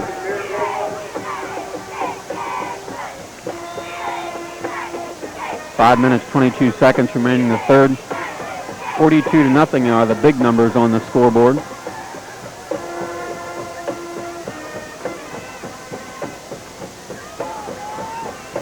The Seminole team just continues to do a solid job. Now this first defensive unit more interested in keeping Tyler out of the end zone. Patterson wants to throw. He's going deep to Richmond. It's knocked away. There is Jesse Nippert slapping the ball away. And pretty good coverage on the far side. I believe that was Matt Cole, who looked to be in real good position. And I'm not too sure if Matt wasn't measuring up an interception there when, I thought we might Jesse have it there. knocked it away. But free safety's job is to go knock that ball down, and he did a fine job of that. It's a really nice all-around game, as I stated earlier, by Nippert, both offensively and defensively. We're going to get a stoppage of play, and I think they're going to ask the band. Yeah, I believe they're going to ask the band to stop playing. And that's a little bit different. Yeah, that is. Well, I might mention the bands on Saturdays be on the road for another long day. I understand competitions, I believe, in Athens and Canal Winchester on Saturdays. So now if the band can't play, the crowd is going to make the noise. I don't think they can keep the crowd from being No, quiet. I don't think.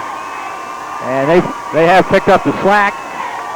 A nice turnout has made that trip here to Tyler Consolidated tonight. Patterson wants to throw. He's hit as he throws. There's the knocked away. Is Furby incomplete.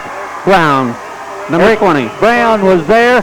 Adam Jones, I believe, on the backside. But that's an incomplete pass. And just watching it develop, it looked like they were going to have a touchdown pass there, but nice defensive job. But a pretty good hit from the backside. I believe that was Jones. If not Jones, it was Ludwig. I'm not sure which defensive end that was as I was watching the flight of the ball. But the Seminoles will take over on downs. And looks like Coach Acosta again going to stay with some of the first units there offensively to get them a little bit of work. See Nippert in the backfield. Looks like Griffith is back at quarterback. Especially from this deep in the territory of the field, he'll use the first group to get him out of trouble a little bit. Farnsworth gets to the 26-yard line, a pickup of 4. Here comes some second unit. We get some new kids. We see number 77, Jeremy Kinney, number 73, Randy Truax. 20 Brown, I believe, just came in. Eric Brown also. As we'll see a lot of new jerseys get in and get some valuable Friday night experience. Especially some of the seniors who are not in that first group. They'll try to get some time. As you do a couple things, try to get some experience, and you try to prevent your first line players from coming up with an injury in this type of game. Near a first down, that is 22 Stevens. P.J. Stevens. Rockio on the stop, number 5.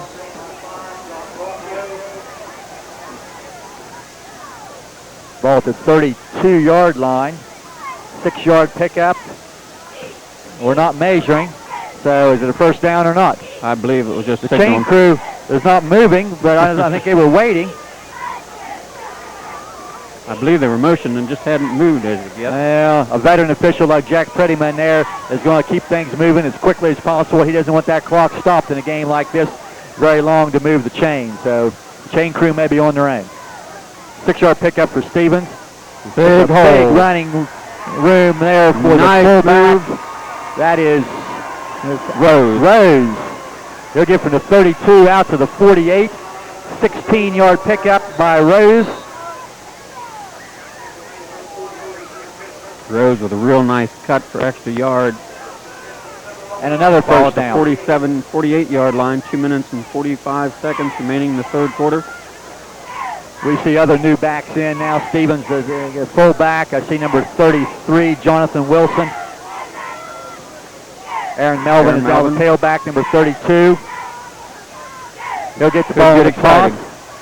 He'll give a lot of room, break a tackle, and make a great effort by breaking a tackle just to get back to the line of scrimmage. And we've got a Seminole down.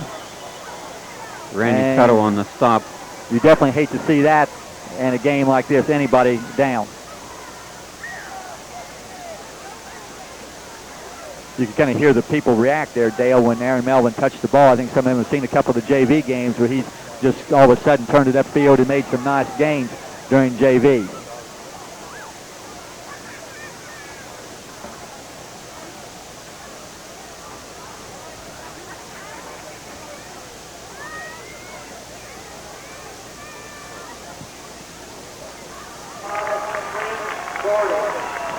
Number 55, Friend Daugherty.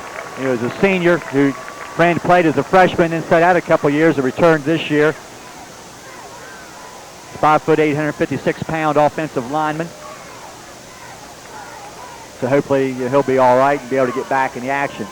During two-day practices, he kind of was nursing a sore knee, missed some practice time there, so it's not been a real encouraging year so far for Friend, and I'm sure he hates to step out now when he's going to get a few plays in.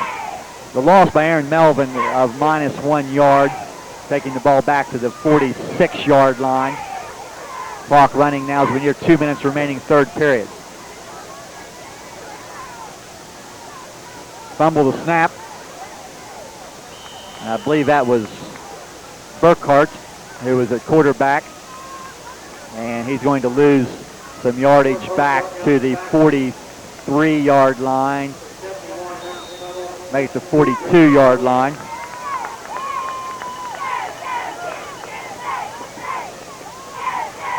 Clock running, 1:35 remaining in the third quarter.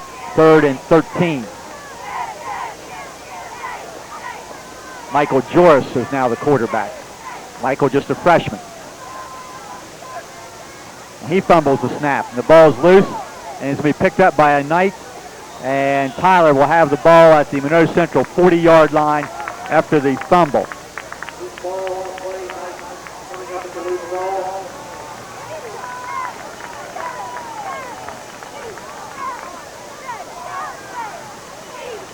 Michael was in a hurry to get out of there. It makes you wonder if he wasn't going to get a chance to throw that first varsity pass.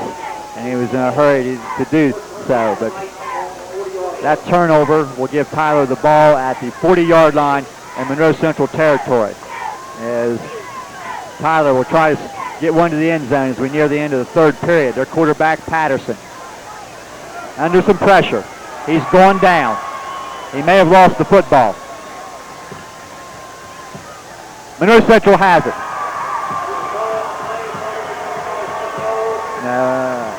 Kai Griffith, I believe, number 64, comes up with that fumble recovery, and that is now 7 Tyler turnovers. And that's just hard to believe.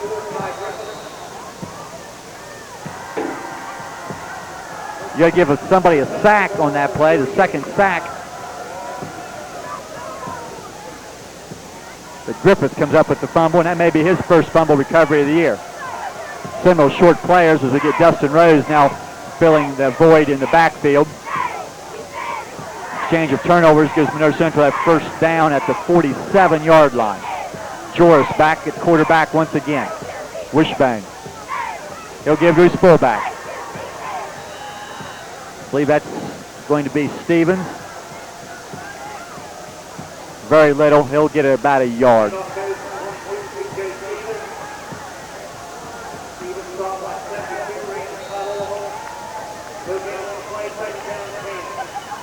They marking back very near the original line of scrimmage. So call it 2nd and 10, no gain. Toss. The outside, bobbled, recovered. That was Wilson. Christopher Wilson, the freshman. He'll lose a yard.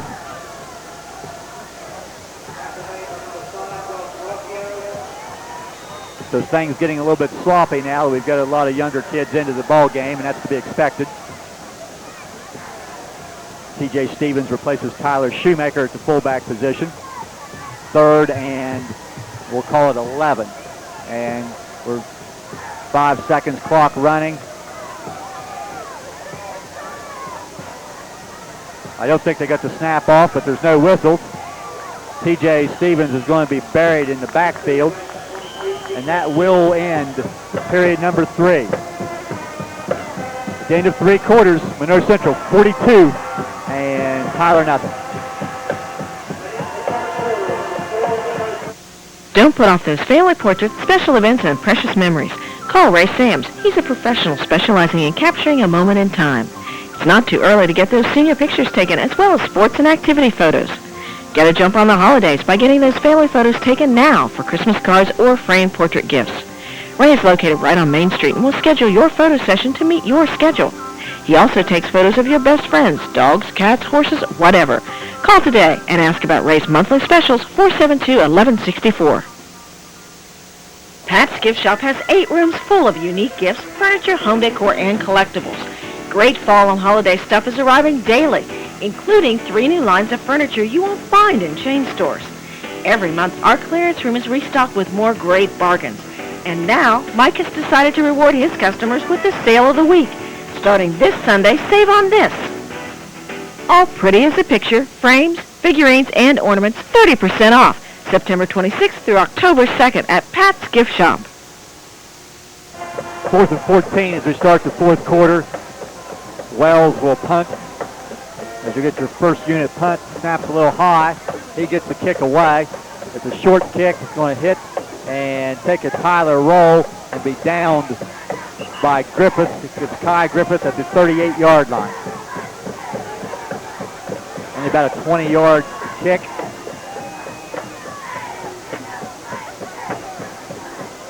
So Tyler will now go back to work. They're going to stay with their first group, it looks like. I see number 43, their leading receiver, Richmond, along with Rockio, their tailback, and number 2 going to the huddle now is their sophomore quarterback, who's been their starter, and Blake Patterson. They send out number 4, and that is Ferguson, wide right, Richmond to the left. They'll give it to the up back, number 23.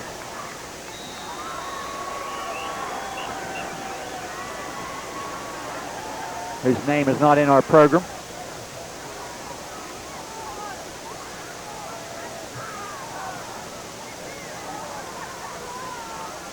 and he'll gain about a yard. Call it 2. Second down and 8. Again, we're starting to get a few changes. Now we're going to see Dan Harris play a little bit of defense now at a down tackle position. Rocchio is going to be hit in the backfield and then dropped by Beardmore and Kilburn. Preston Kilburn now going to play some defensive end. I think his was hit in the backfield at a glancing blow by Wells. Rocchio is going to get a yard. Call it 2. Second down and 6, or third down and 6.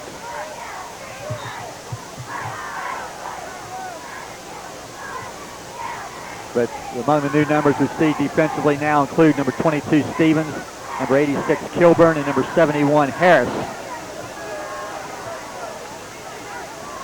Pitch to Rocchio, flag down. He'll be dropped on the far side.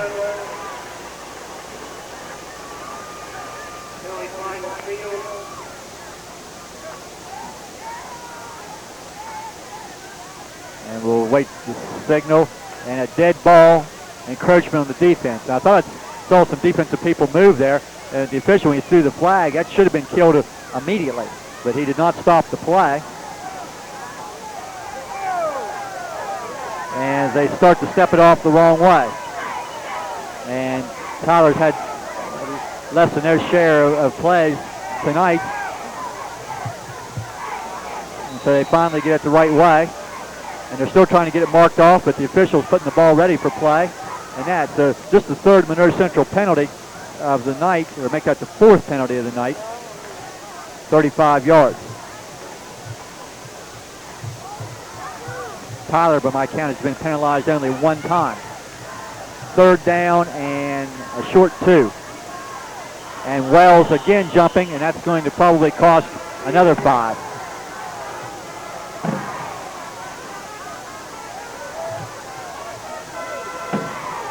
So that's going to give Tyler another first down.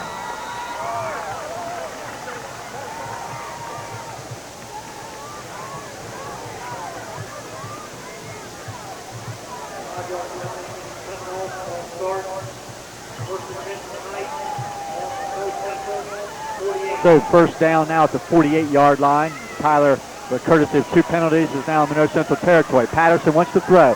He's going deep. Nobody there. Richmond may have tried to break it off. Griffith had him covered. Nippert was deep.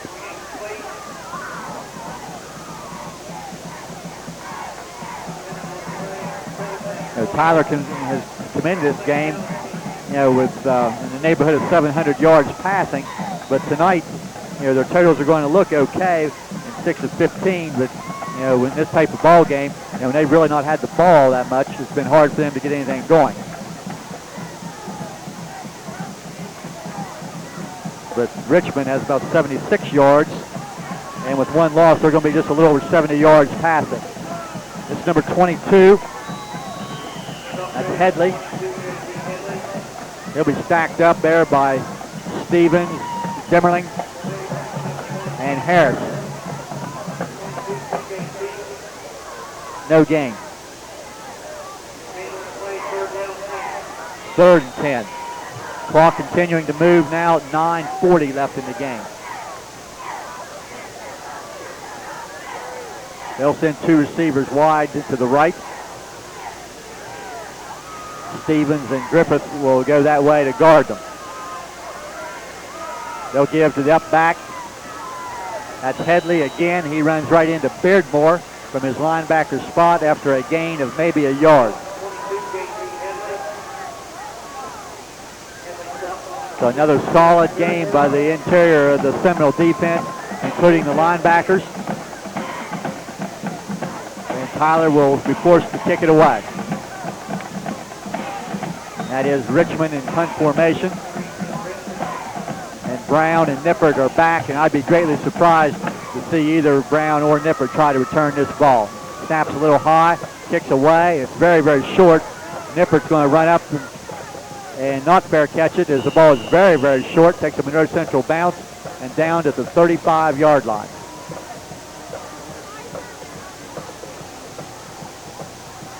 So now white shirts all over the place. Michael Joris will be the quarterback. And they also are now going to start the clock on a change of possession, which is normally not the case, but the officials have taken it upon themselves to do this and run the clock to save a little bit of time. 42-0 as Joris hands to Stevens, who will lose a yard or two.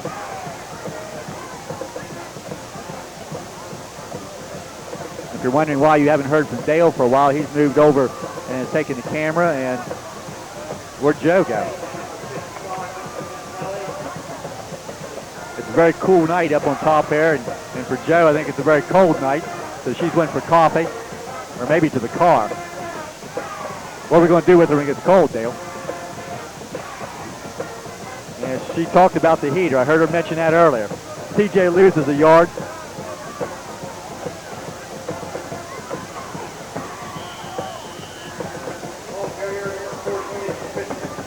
Wilson. He'll be to the 39-yard line. 5-yard pickup by Wilson. Fred Darty's returned to the game, and that's good to see. So his injury from earlier is not serious. Straight tees in the backfield. Joris hands to Wilson.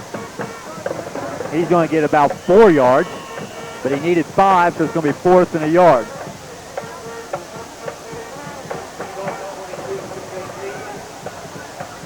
Now they said Stevens, but I'm quite sure that was number 46, Wilson.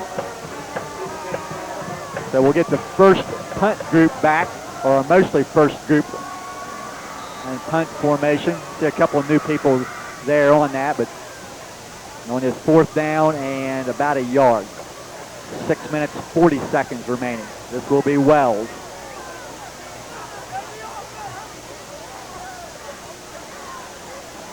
Line of scrimmage to 44. Snaps a little high, but he's after it, and it's a much better kick. This Richmond is going to be back at his own 17. Not much room on the side. He's going to be taken out of bounds. Melvin, along with Farnsworth and Cole.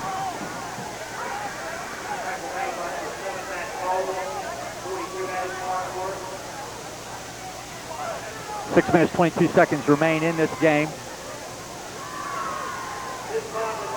And we're going to get quite a few new people in for Tyler. And with that move, Coach Costa and Coach Singleton will now put a lot of new white shirts in. And they were waiting for that, so now both teams scrambling to get 11 men on the field. So we'll try to call a few numbers for you here. On this 1st and 10, Tyler at their own 24-yard line. Their quarterback is number 10. And there's a big hit.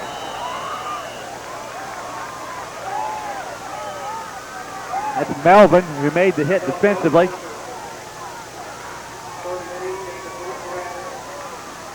Pickup of a yard. Robbie Jones, a freshman, is now the Tyler quarterback. See Jeremy Kinney, Randy Stiefert, Zach Fronapple in. And some of those people will be in on that tackle. Tyler Shoemaker also right there from his linebacker spot. Last man up is Seifert, along with number 33, Jonathan Wilson at the defensive end. That's the Dustin Rose, along with Christopher Wilson. Joris is the safety. TJ Stevens, who has been in for a while. Looks like number 81 on the far side is Landon Wazell.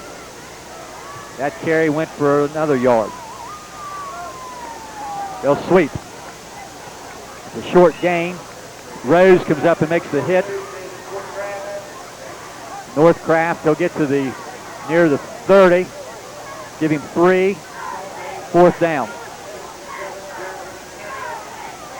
In this position on the field, I'm quite sure that we'll get a punt. And we'll send Rose. We'll go deep along with Melvin. Good snap. Kicks away, and a good punt. Melvin all the way back to his giving ground to the 30. Gets to the wall on the far side. He has running room. Cuts back.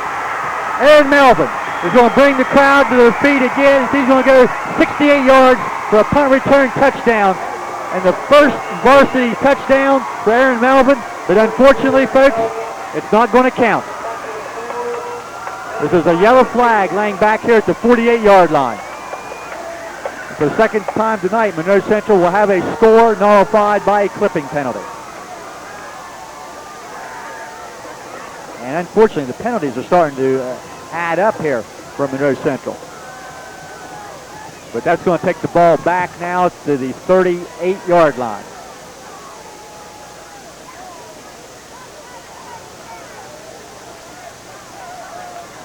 There's a couple of sophomores that got to the end zone, but that sure was an exciting play. Aaron brings them to their feet. Well, and my wife brought me coffee. And, every time he touches the ball, people seem to come to their feet. Yes. And as we said, anytime he's in the contest, if he walks in.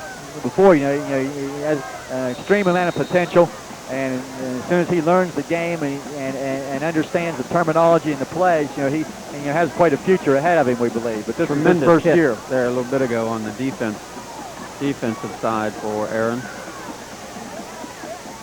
Jeff Reicher is the center. Michael Joris is the quarterback. He'll give to his fullback. I believe that is Stevens.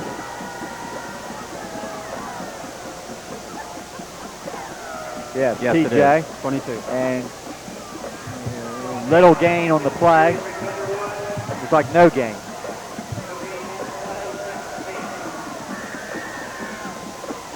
So 42-0. We're now at 3.5 minutes left in the game as the officials have kept the clock moving pretty much non-stop here during the last quarter or so. Aaron. Here's Melvin. He's got running room. He's going to be to the 46-yard line. Tackled by a host of black jerseys. Nice pickup. Third down in the yard.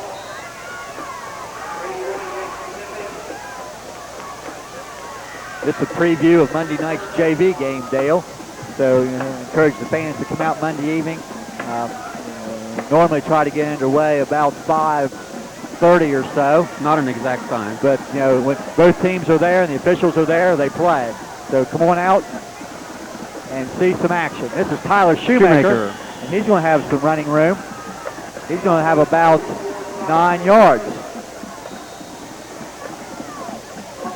Another nice carry. Another first down. And I'm not even sure that the official, Jack Prettyman, even stopped the clock to move the chains. No, it's still running. He 2:23 kept and rolling. going.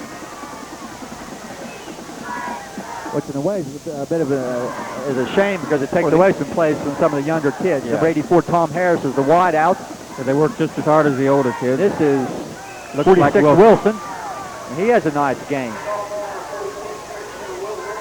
Going to have about 8 or 9 yards. We're going to be under 2 minutes remaining in the ball game. 42-0, which is the amazing numbers. Yeah, as I And said rolling. earlier, Dale, really just never dreamed that this was going to happen. Thought it would be a hard-fought contest. And as Rick said up here a few moments ago, said the traffic should not be a problem tonight. No, We see no, lots of people have already headed for the exit. Cleaned out pretty well. George Aaron hands to Melvin. He's going to have a first down to the 30 and more. 25, Breaks the 20 tackle, to the he's pushed 18-yard forward. line.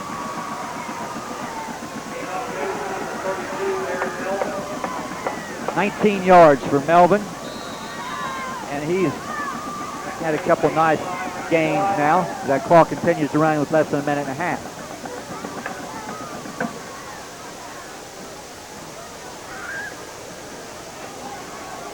No hurry as the Seminoles come out. And still in the huddle at 110.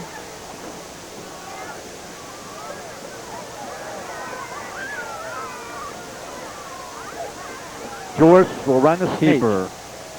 He'll be to the 15-yard line.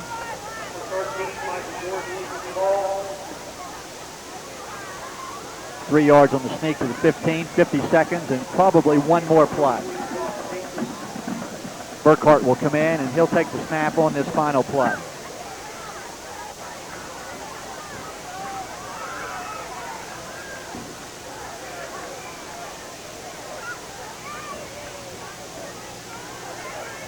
And he'll run a sneak and get a couple yards of his own near 3, near the 12, and that will do it.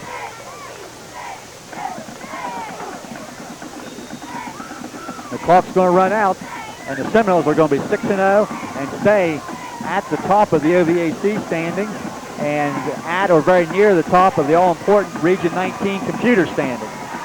We're back into PVC play next week with a home tussle against the Shenandoah Zeps. Dave Davidson will be with us next week. There's a little simulcast on WBNV radio, so I encourage people to bring the radios to the game next week. And I hope people have enjoyed that as much as I've enjoyed working with Dave on that game. Yeah, Dave does a nice job. I'll tell you what, Coach, it's a tremendous evening. Nice evening for football, beautiful location. A little disappointing in the Tyler side of it for them, but just a tremendous job by the Seminoles as they came prepared and, after the first 3 downs and out, pretty much controlled everything. And next week when you come out there, don't let down after a couple of big wins now, because this Shenandoah team, 2-3 going into tonight in the game against Bridgeport, which it could go either way, but Shenandoah was a pair of 1-point losses and a big 39-0 pounding of Frontier last week. So it could be a very dangerous game after 2 big wins and laying a week ahead of that Barnesville game. Yeah, still lots of stuff ahead. You've got Shenandoah, then no time to rest. You got Barnesville, Frontier, and then of course Bellsville, which they're making people step back and take notice. So that's always a big game for us. It's been a tremendous evening, Coach. You always do a great job. Appreciate all your help. My wife on the camera, she took a quarter off to go get me coffee. I appreciate that. Everybody involved knows, great job. We'll see you back home next Friday evening and for the Saturday morning replay of the Shenandoah game. You guys all take care.